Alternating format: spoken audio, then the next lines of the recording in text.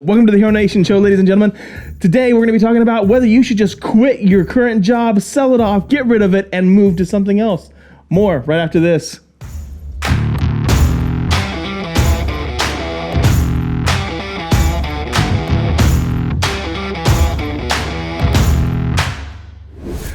All right, guys, welcome to the Hero Nation Show, the place where business owners and entrepreneurs just like you come to get tools and tactics to live more epic lives. Today, I am with Tyler Richardson. All right, so today we're going to be talking about whether you should just quit your commission job and just go do something else. Something normal? Yeah, something normal. All right. So, here's the reason why we're talking about it with him. He just did that. I did. I took the leap. You just sprung out there and did it. But I leaped backwards. Leap backwards, but you leap forward? A lot of people leap from the corporate and go to the commission and for all the freedom and money you can make and all that kind of stuff. Okay, but how long had you been in your commission job? You were a loan officer, correct? Yes, I was. I actually was a real estate agent for 5 years with Keller Williams here in Collin County. And then for the next 5 years, I was a recovering real estate agent disguised as a loan officer. And over that 5 years, I built up a very successful mortgage business with a local lender here called First Bank, and was closing about $1 million a month. Okay, so blah, blah, blah. Let's get down to, I know what everybody's thinking. Like, if you were actually a successful mortgage lender, why did you stop? Sure. So, or is that just like a fancy way of saying that you failed? No, I absolutely didn't fail. And quite frankly, I'd hate to say it was a God thing, just because that sounds cliche for somebody that doesn't believe, but it was a God thing. I wasn't looking to make a change. I actually had great relationships. I was making good money. But there was a big part of me that wasn't balancing it correctly. And when you're a mortgage loan officer, it's a demanding job. You have to, just like real estate agents, you got to be available when your clients and when your realtors are available. I've got 4 young kids. I got a beautiful wife. And I do a lot in the community. And so my time was becoming very limited, and the income was also there. It was good income. It wasn't stable income. It was up and down. And so there was a lot of factors, but an opportunity just came calling out of nowhere. I said no to it first, and then the more my wife and I talked about it, the more opportunity that I saw, and we started to kind of do a pros and cons, and then I took a leap of faith. Yeah, I've been there. I've changed my whole life before. That's not easy. No. So, I mean, you sunk 10 years into this path, and then you changed. What was it like just on an emotional level? What was it like? It was scary as hell. Somebody actually... I mean, come on, I bet, seriously, it's like so much time. So here was one of the things, it kind of worked both ways, right? I had this great, I was building this big, I don't want to say following, but a business, and I had, past clients and real estate agents, and somebody actually said to me, "Are you sure you want to do this other thing? Because this has become your identity." When that was a compliment, there was another big part of me that was like, oh crap, this has become my identity. Right. So at the same time that it was a compliment, it was also like, bro, this is your identity. First thing when you wake up until you go to bed, on the weekends, at night, on social media, like everything. Yeah, I mean, when you're 100% commission, everybody you meet can be one of your customers. Not just your business cards. Yeah, it's not your business card. And so, I think, running your own business, being, a real estate agent, being a lender, being in title's a little more balanced. But being on that side of the world, you're on 100% of the time. And it becomes who you are if you're not careful. And somebody like me who has a hard time turning that off, when you're presented with another opportunity to where you can turn it off. One of the hardest things, not hardest, one of the aha moments that I had is when I made the change. And not only did I just change industries, I changed worlds, right? I went from doing something that was a sexy loan officer to selling equipment, right? I mean, I sell forklifts and racking to people that are, they're at work at 6 a.m. and they leave at 3:30 or 4 and they hardly take a lunch. It's just blue collar folks. And to where I was in this really cool, fancy, sexy world, you know what I'm saying? Yeah. And so there was an identity crisis there. But I'd say it was like the first 2 weekends that I made a change. And I was in the living room on the floor playing with my 4 kids. And I didn't have my cell phone or my laptop with me. And I kept catching myself like checking, right? Because I was waiting for someone to call needing a pre-qualification letter. I was waiting for one of my real estate agents to call and say, hey, I need this now. Because what I need is more important than what you're doing. Right. And I also built that, right? I told them I wanted them to call me because that was the income for my family. That's how we made money. That's how we lived. That's how we did special things. That's how we paid cash for Disney trips. I mean, but now I was on the floor rolling around with my kids, and Wayne has said this a number of times, like, challenge yourself, right? Challenge yourself. Sit on the couch, watch your kids play, and watch how many times they look up at you. Just wanting to know if you're watching. Besides this time, I wasn't on my phone. I wasn't on my laptop. I was on the floor with them. It was freedom. And that's just weekends, So I got time back, but, hey, I also, found something that was a ton of opportunity. A lot of the things that I learned as a loan officer and through coaching has absolutely catapulted me in this new role. To where I've quickly been asked to take leadership roles and teaching the new employees and the new sales guys and, reshaping the culture of this company. So, and helping with that. So it continued for you. It was, who would have ever thought if I told you I'm going to go from being a loan officer to selling Caterpillar, Mitsubishi, Jungheinrich forklifts, working with warehouse products, that everything I learned as a loan officer, a real estate agent, and through coaching through the Hero Nation would make me one of the top sales guys in North Collin County and really in this region for Dar Equipment, who was formerly Holt Equipment, which is $1 billion company, because of what I learned in the mortgage business and through coaching. See, I think that's really interesting because I remember when I jumped out of my industry, mm-hmm. Right, I had a long time, right? Probably about 13 years invested into what I was doing, and then to basically stop it and then say that's not who I was anymore. It was like it hurt. Mm-hmm. It hurt like crazy. Yeah. So, but what I think was really interesting was that the principles that I learned, that's right, basically stayed with me and it changed. So before I started doing film and all this other kind of stuff, I was a musician.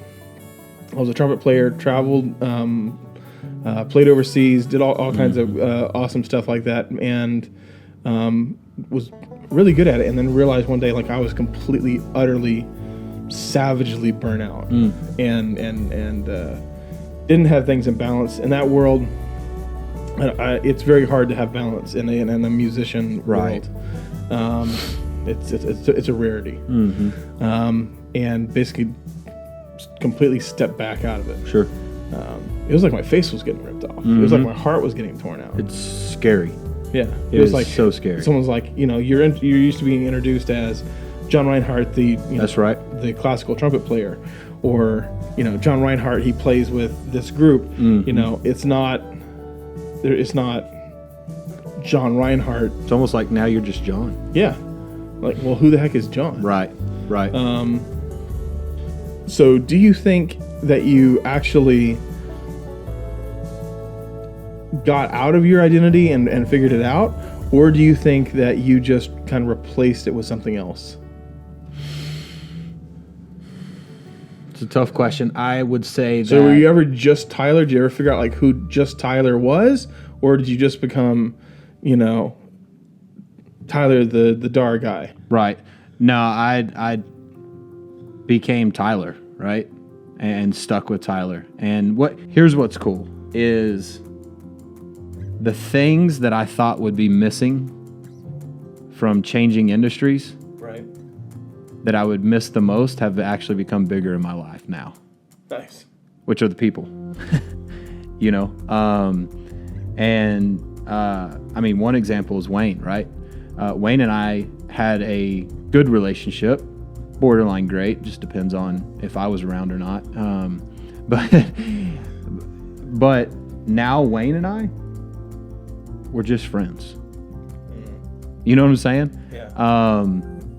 A lot of my real estate agents, I still talk to probably 6 or 7 of my agents, and now we just talk about life. Like, how are you? I'm good. How's the new role? So I didn't lose anything.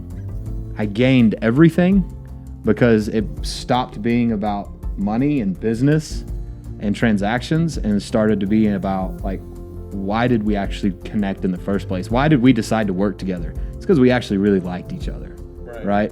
And now it can be about that. And I gained my family, I gained my time, and I gained a lot of pride. John, I can tell you this 100%. I am more proud of who I am today than who I was as a loan officer, because I never felt like I got there as a loan officer. There's not a ceiling, right? There was a point when I started being a loan officer, when I was coming in from being a real estate agent, and I was like, man, if I can just close $1 million a month, that's when I'll know I've arrived, and I'm making it. And then I got to $1 million a month, and I was paying an assistant, and I was marketing, and I was doing all this kind of stuff, and I was like, okay, now I've got to get to $2 million a month. And what I'm doing now, there's structured goals, and I set my schedule, I follow my schedule, I get the lead, I do, and I took everything I learned, and it seems. But wouldn't you say that? Okay, I want you to go on, but wouldn't you say that that's the same stuff that you should have been doing already inside of, inside any business? Absolutely. Right. Regardless of whether or not it's this business or that business. Honestly, to me, that almost sounds like a glorification complex of, almost like a honeymoon period inside of a business, instead of like, oh yeah, I should have been doing this, and this, and this. Sure. But reality is that if you did that with inside any business, it would be successful. If you stuck to a schedule inside of any business, it would be that. So why is, because here's the comments that are going to come are going to be like, sure. Why would you move, right? Because what it sounds to me like is you're just like, oh, because I get to set my own schedule, because I get to do all this stuff like that. It sounds to me almost like you just wiped the boundaries, and you're like, oh yay, now I have boundaries, and they're actually working. Sure. Why weren't you able to do that in your old job? I think that that's a great point, first of all, but I think it takes the right person to own your own business and run your own schedule. I think that it takes the right person. I honestly, I don't think Tom Brady would be the best quarterback ever if he didn't have one of the best coaches ever and the best team ever, right? I have found that I am better in a team setting with boundaries, with bumpers, with guidelines, with set goals, with accountability. Okay. And so you're still like partially commission based, right? Absolutely. You're not getting out of that cruise, but you come with a salary. I do, yes. All right. Yes, I do have. So I have a base salary. Am I allowed to say that or no? Of course. Okay. Yeah, no, I saw your face kind of change. I was like, listen, I want a commission, because then my earnings are not capped, right? It's still on my efforts, and what I do is going to dictate. I'm still in sales. I'm still, besides it, instead of working from 8 to 5 on making sure loans are closed and then taking phone calls on nights and weekends, I work from 7 in the morning until about 4 and get that done, which I could have done in the mortgage business, and a lot of people do it, right? But I think that it takes the right person. I'm going to tell you this. People think to themselves, I can go be a real estate agent. I can go be a mortgage lender. I can go and do this. By God, you better be the right person. You better be disciplined, and you better be able to follow a schedule, and you better be able to manage money, and you better be able to put 30% of every single commission check back for taxes, and you better be able to do all of these things, or hire a coach and make sure you pay them every single month, because if not, you'll get yourself in trouble, right?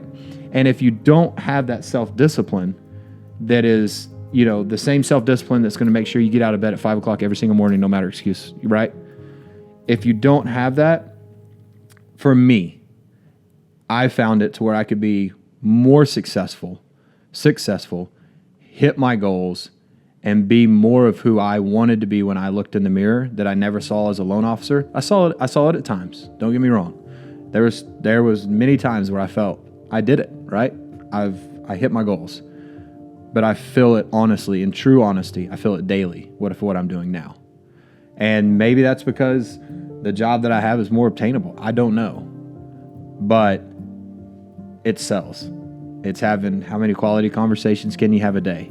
What questions are you asking? Are they the right questions? Are you getting, pain sells better than pleasure? Are you getting to the pain of the customer? It's the same thing. I've got to set the appointment. I've got to ask the questions, and I've got to close the deal and see it through fruition. And I can sell anything once. I've got to stick with the relationship and build the value and make sure they trust me and love me and all that kind of stuff, just like in any other business. So what did you say to the people that were telling you not to do it? Because that I know there was a line. I was there. I watched the line. Yeah. I wasn't even sure like how. I was like, I have no idea. Like, this may be a good idea. This may be a really shitty idea. Yep. What did you say to that? Because, I know you had the support of your wife. Mm-hmm. I didn't have the support of my wife. Oh, you didn't have the support of your wife? No, I had the force of my wife. You had the force of your wife. She's like, oh, by the way, you're taking this more. You're taking this other job that is a little more, stable income and insurance. Okay, so there's some pressure there. Yeah. But, like, how did you deal with, like, your friends and all these people inside this industry? Absolutely. Because it can get a little cultish and, like, what are you doing, like, moving out of the cul-de-sac? 100%, yeah. It's like, what was the response? The hardest conversations I had were the real estate agents that counted on me. So I want to know, like, you jumped out of real estate and all that kind of stuff, and like if you're just being honest, like real estate, mortgage lending, it can be a little cultish, a little like it's like a very tight knit group. Yeah. What was it like jumping out of that? Mm-hmm. Like, because I know like people were probably sitting there being like, what the heck are you doing? It was scary as hell. Right. What was the worst part of it?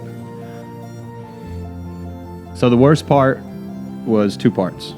One is telling my former boss and one of my closest friends that Chuck Miller, who is the president of mortgage lending at First Bank, looking him in the eyes and having the conversation with him of, hey, bro, I'm leaving. And so did once we got past it, I wasn't going to another mortgage company. It got better. Right. You're not going to competition. Yeah. Right. So I felt there was a part of me that felt like I let him down. Yeah. And I'll tell you why. Because he believed in me. Right. He believed that I could build and be who he saw. Right. But I think that I know that now that wasn't the same vision that I had for myself, and that God obviously had a different plan. So overcoming all that stuff, like did you feel like you had let your customers down any? Not my customers, because I would view my customers as the actual borrowers themselves. Right. Okay. But like the real estate agents, you got all these relationships like flowing in, like all these people like sending you clients and all this kind of stuff, and and you're taking care of them and all that kind of stuff. Like, did you feel like you let them down? Like when they like what was their reaction what was their reaction when you told them like, yeah, I'm no longer going to be in this industry anymore? There was some hard conversations because they trusted in me, right? To really be their business partner. I looked at it as the real estate agent and the lender relationship is like a marriage. And you got to trust each other. There's going to be good communication. You got to be pretty much tight at the hip in order to succeed. And so, yes, that was a hard conversation, and just letting my friends, who were my real estate agents, know, hey, I'm out. But the good news is that, there was a few that were, all of them were disappointed that I was leaving, but they were excited because they could see my excitement about this opportunity. Right. And, it went from a business conversation in 10 seconds to how does your wife feel about it? And it went right into the personal conversation. And when they knew that, they knew it was a good fit and they felt confident in it, then they were excited. But yeah, I still get the comment. I had one just today, right, that said, I need my lender back, and so I might sling some loans on the side. No, I'm just kidding. Okay, so what could you have done better? Oh, gosh. I mean, I know you're just a couple months out from it, but what could you have done better from what you did before? How much longer do we have on this podcast? Like, give me two, top two. Well, I mean, obviously time management, right? But that's such a broad subject. No. But I mean, like when you on the exit side of it. On the exit side, Yeah, like what could you have done better? Well, shoot, I wish I would have saved more money. No, because like we paint this picture of like you're painting this picture like it's kind of like wonderful, like, oh yeah, I went out and everything just turned into roses and wonderfulness. I don't fucking buy that. Okay. So like I buy the whole idea of like, yeah, it got there, but I don't like I like. At first, yeah. So I've been in my new role for 9 months. So you're talking about like the first few months? Yeah. Oh, I was scared to death, bro. Okay, let's talk about that because if someone jumped out today, yeah, based on what your story, and they're not being amazing, and like the first like 3 weeks they're gonna be like, screw it, I made a huge mistake. Oh, I mean, so like for me, like I mean, it took me, I want to say, oh gosh, it took me probably 2 full years to switch industries. Like 2 hard years, and I cut off one, but then figuring out what I needed to do to make the other one work was a good 2-year process, and and then I had to start building back up. Right. So for me, it was, man, I want to say that it was like a really big struggle, but it really wasn't that big of a struggle, and I'll tell you why. Because I've got some really, really powerful people in my life that speak into my life and that have confirmed it in big, big ways by asking really, oh, God, no. I mean, ask Wayne how many conversations we had about this. I mean, we had hours upon hours of conversation about it, and he coached me.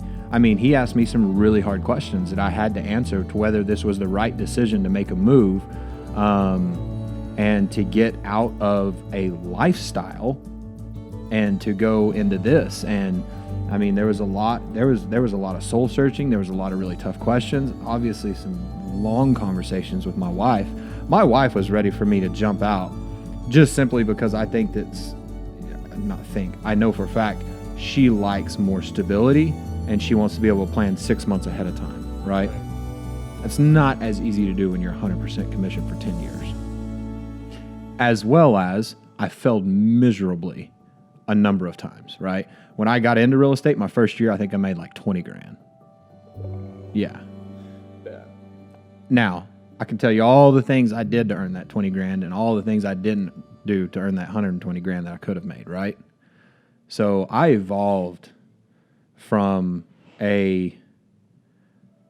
somebody who grew up being told if I got a D on my homework, great job, honey, right? And you'll do better next time, and all this kind of stuff from my loving mom, to where literally I never failed in her eyes, right? And to where that bled over into a self-managing real estate career. So I had to learn over 10 years how to manage myself, how to manage my time. And I swear to you, I'm not putting on any of my kids or anything like that, but I'm telling the honest to God truth. It all changed for me in business.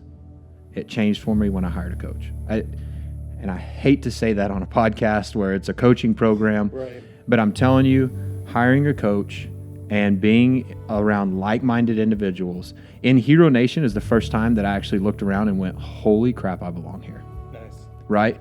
Like, and I started to see that person in the mirror that I always wanted to see that I couldn't otherwise. So, and I started hitting goals. I mean, no, I'm not kidding you. And Chuck Miller will tell you this. He came to me, and this is in my, gosh, I don't know, third year. Actually, it was my first full year. I'd have to give you my whole line of being a lender. Like, I started out as a business development manager. And then after a couple of years of being a business development manager, going out and developing relationships, handing it off to loan officers, I then decided, hey, I'm going to be an actual loan officer. I'm going to close the loans. I'm going to get the customers, all that kind of stuff. And right away, I hired an assistant. And in the first quarter of that year that I took the lead, I made the same amount of income that I made the entire last year. Wow. Right? It just so happened. So a quarter is what, 90 days? That's another thing about not being a mortgage lender. I can't do math.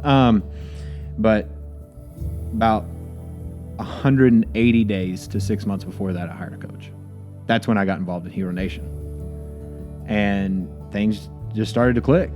And I think that also speaks to why I'm succeeding so well in this new role is because I've got two bosses that are like coaches, right?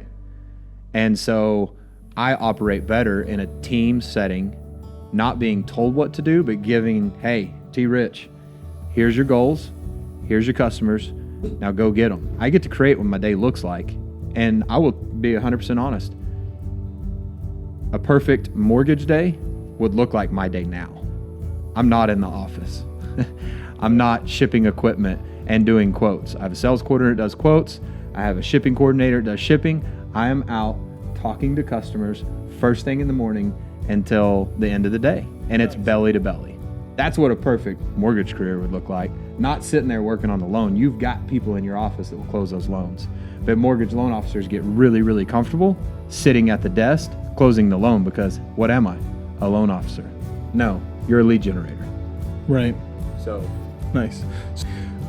So I think for anybody who's sitting there and they're wondering, like, you know, whether or not they can, you know, they're in the real estate, they're in sales, maybe they're in anything. I think a lot of people will be really surprised at how fast, even whether you wanted to go from being an individual business owner to working on a different team, or if it was basically transplanting your business and being like, all right, cool, we're not going to do this part of real estate anymore. Instead, we're going to go do this. Whether you're a mortgage lender, insurance, real estate, doesn't matter. Those skills are crazy and they transfer. And there are a lot of businesses that need the hustle that are I'm serious. That people don't get it. People don't understand the amount of hustle that goes into, you know, selling and buying and houses and all this kind of stuff. If you can take those skills, you can move into all kinds of businesses all around the United States. No problem, no issues, because like you were saying, earlier off the podcast, like there's the relationship skills and the sales skills, and how many of those skills like just direct transfer? I mean, first and foremost is, you say sales, right? For me, I'm a relational person. Right. And I've learned how to be relational in a non-intimate level, but yet care that much, right? Does that make any kind of sense? Okay. Just making sure. And so my customers now know how much I care, but I learned how to show that in a professional setting through working through being a realtor and a mortgage lender, right, as well as, negotiating, being able to say no, being able to tell somebody, hey, I know that you could have had a 3.25% interest rate, but today it's 5.25, right? And working through, here's another big thing, how to have fierce conversations and not avoid controversy. Right. And Huge. brother, let me tell you something. That was, so many places. this is one of the biggest things So many places in the corporate world. oh, Bubba, this is one of the biggest things that Wayne actually really helped me walk through. I would avoid confrontation at all costs. Oh yeah. And the whole deal about, in your mind, you build it up. People avoid suffering to avoid suffering and all that. I learned through being forced to read the book, but also having the conversations with Wayne and people, how to have a conversation that I thought would be confrontational, and how to tell somebody now, hey, I know that I was supposed to deliver your forklift 2 weeks ago. It's now ready, and getting in front of that conversation. I learned that by not sticking my head in the sand if we weren't closing on time. Right. Just tackle it head on, get through with it, Absolutely. and you actually have a happy customer in the Absolutely, because then you get to set their expectations, and you say, hey, here's the problem, but here's the solution. And you get it on the front instead of letting it, stew in itself, and then you're really in trouble. So I will honestly say, listen, we're not talking anybody out of being a real estate agent or a mortgage lender. No.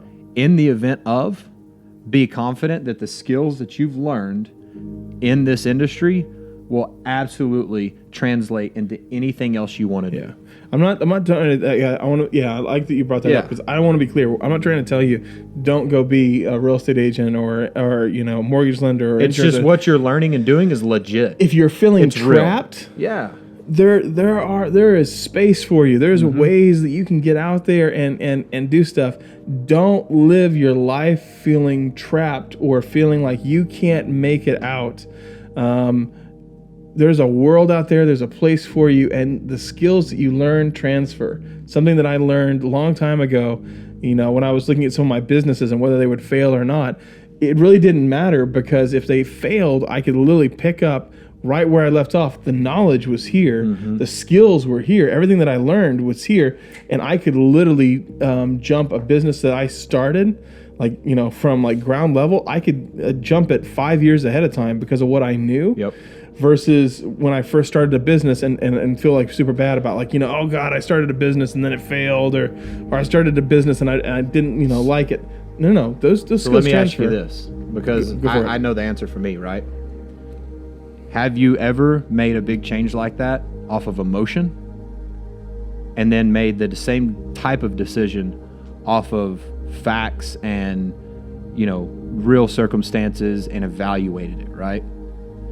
So for me, I did not make the decision to get out of the real estate industry out of emotion. I did it off of a factual based, long conversation with multiple people, right? The emotional side of it was what felt like leaving some of my friends, right? The people I worked with, my real estate agents, which what I've found is the people that were my friends are still my friends. You know what I mean? Right. And now I definitely can't not close their loan on time because I'm not doing it. So we have an even better relationship. But it wasn't an emotional decision, right? Right. It was emotional, but it was not made out of emotion. Got it. So I have, yeah. Like a bad breakup. Yeah, I think there have been. I've had times where I've jumped out of a specific, so when I jumped out of music, I think it was more on an emotional decision than it was because I was burnt out. Do you regret that ever? There are moments where I regret it, and where let's say I'm listening to a really great symphony and I'm like, oh God, I could totally be there doing that. Could have been me. Then there are moments, and then I have this self-realization that it was the right move. Right. It was the total right move for me. I wasn't on the right track musically. Right. I was into being a musician. That was what how I'd been taught. Right. Now looking back and going why I didn't feel fulfilled. Part of that was because I wouldn't be a musician anymore. Sure. I would literally go be a composer. Right? That's what I would do, because in my mind, I was always creating music. And it just drove me insane that I always had to follow pinpricks that were done by somebody else, and if you're half a beat or a quarter beat or an eighth of a beat off, like the next thing you know, like some person is like yelling in your face because you've apparently destroyed someone else's music. They would yell in your face? Oh yeah. Music industry is brutal. There's some crazy people out there because you a big dude. That doesn't matter. Well, and, something else that we've talked about though is how I found my identity in that, and I wonder if there's anybody listening right now that they're so wrapped up in their identity, but yet they know it's not where they're supposed to be. Right. You know what I'm saying? Like, I'm a real estate agent, and I help people buy and sell home, and I love my clients, and I have literally gone into bankruptcy, and I'm into my head over debt. You know what I'm saying? Because you love the way that sounds, or and I think that's a process all the way through. Sure. I think that's one of the many steps that is required for you transporting yourself from one industry to another. Right. How do you get past that identity crisis, though? I know what my answer was. So my answer for that was actually taking enough time to figure out who I was as an individual versus who I was as a musician. Do you think that people can do that on their own? Obviously, you're a unique individual. You have the ability to look into people's souls. Like, and I'm being serious here. It's a little bit of a metaphor, but sure. Yeah, right. But do you think that the majority of people, like for me, I needed help going down that path and opening those doors to realize some of those things and like who I really was and who my true identity. You know what I'm saying? Like, I would tell you first, my true identity is found in Christ, right? I think that's also a blanket statement. Well, who are you really? Yeah, I think that you will get there eventually. Mm-hmm. I think how fast you'll get there is determined by there you go how you either have help around you. Right. So like I felt my way through the dark. Right. So I didn't have.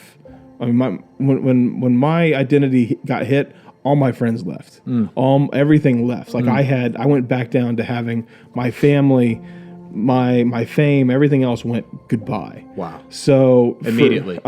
It's like an NFL player retiring. Oh, it was the next day they wake up and they're no longer a football player. You're zero. And you've been that for 23 years. And so for me, like that was just like a percussion cap in my ears. Bro. Not only that, like I'd gone through like a huge accident. I went from being like this 6'7" guy who was like 280 something pounds, like, and like 10% body fat. The man. And I was super fast, but I was, everything that I had done up to that point, this was my transformation. Everything that I had done up to that point was my success was only based on talent, not character. Okay, I rode my talent as far as you could, as far as I could. Boy, how many of us have done that? And then at this point where my talents, one by choice, one was taken. Okay, taken by my actions, but still taken away from me. Right. So all of a sudden, like I can't run anymore. I can't hardly walk anymore. I'm in a wheelchair. At that point where my identity was taken away, I had to go. I'm not big, fast, and strong anymore. My nickname was Big John. I wasn't Big John. I wasn't the dude that could bench, all this weight. That whole identity was gone. My music identity was gone. So all of a sudden I was left with, I have literally nothing. So who am I? And if my talent is gone, right? Because I remember I actually tried to go back to music at one point, right?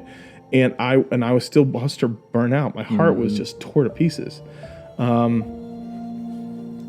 It took time. Sure it did. And I took that time. Yeah. I went and worked for a corporation for a while in a completely unrelated field that had absolutely nothing to do with anything music related. I went to go find out if I was actually smart enough to make a living with my brain versus making a living just off my talent.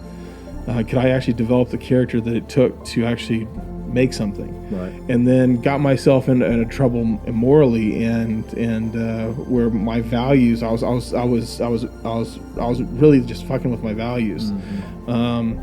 because I was double taking my values, right? Because everything starts shaking you when you start messing with your identity. Reshaping and building everything. Right. So, and then I took another year to reshape my value systems and my morals.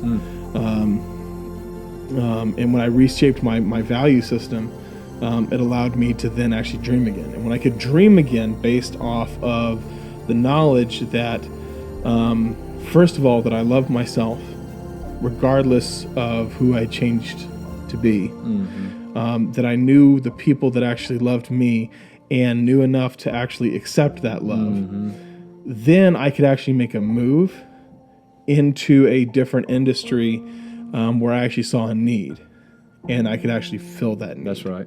So I think the great thing about what you did is that you already had that experience. Like, you had the people around you that loved you.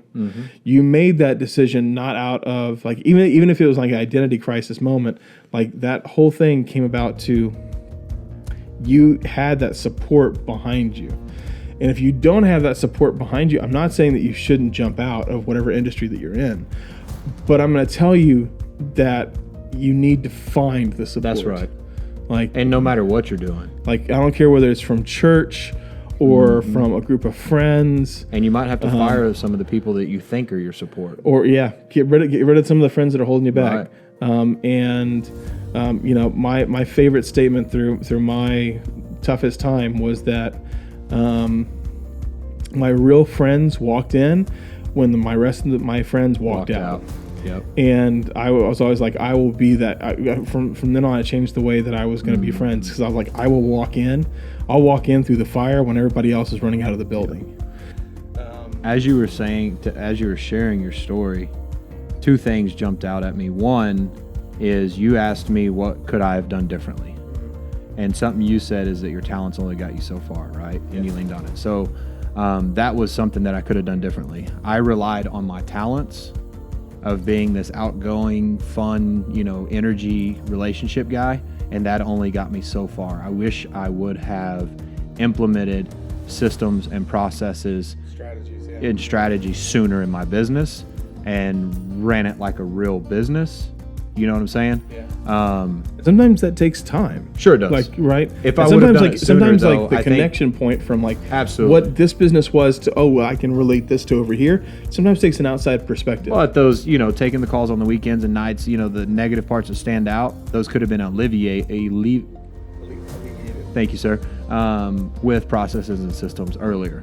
The other part that stood out to me was, as the people walked out, my sphere, that, the conversation of what was hard about the making the change, my sphere has shrunk, but the quality has grown. Wow, that's great. Because I had to be a loan officer all the time for everybody.